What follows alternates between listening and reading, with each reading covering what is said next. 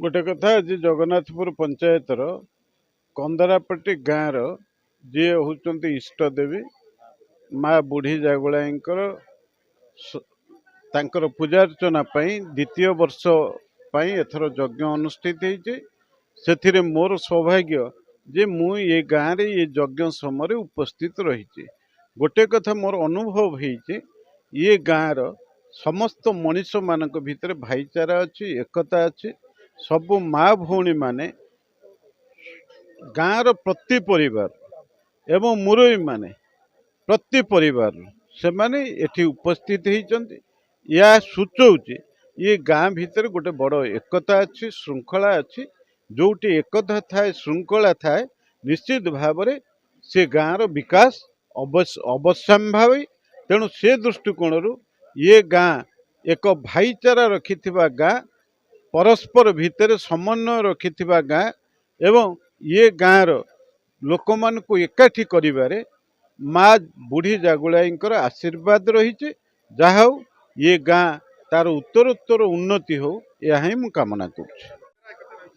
कंदरापट्टी आदर्श ग्राम एक नियारा ग्राम जो ग्राम रे विभिन्न संप्रदायर व्यक्तित्व बसवास करती तत्सहित सर्वधर्मर मध्य धार्मिक अनुष्ठान ए गाँव रे उज्जीवित हो रही तथा ग्राम देवती माँ बुढ़ी जागुलाई महादेव मंदिर बेलविहारी महापुरुष राधाकृष्ण मंदिर भागवत गोसाई तत्सहित महिमा आश्रम मध्य आम ग्राम रे अवस्थित होइछि। एही परिप्रेक्षी रे गाँव साउथ ईस्टर्न पूर्वतट रेलपथ मध्य आम गाँ मझी रास्ता दे जाइछि।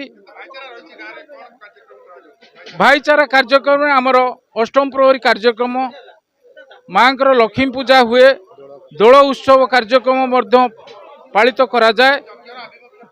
यज्ञर आभिमुख्य हेउछि आमे समस्ते प्रत्येक वर्ष एकाठी हेबा एवं एक मन एक भाव नहीं आमे गाँ टाकू संगठित करिबा यह हूँ यार मूल उद्देश्य। कार्यक्रम माँ बुढ़ी जागुलाईकर द्वितीय वार्षिक ब्रह्मयज्ञ विश्व शांति यज्ञ एवं तत्सहित आम बुढ़ी जागुलाई प्रतिष्ठित हेबार द्वितीय वर्ष कहिले तांकर जन्मदिन उत्सव को ग्रामवासी माने समस्ते एक मन एक प्राण एक हृदय होइकरी समस्ते विहलित भाव में पालन करिसंती एवं समस्त लोकारण्य भितरे एई लोक समुद्र मध्यरे एक विभु कृपा झरी पड़ी जहाँकि आमको बहुत आनंदित करिछि गौरवान्वित करिछि।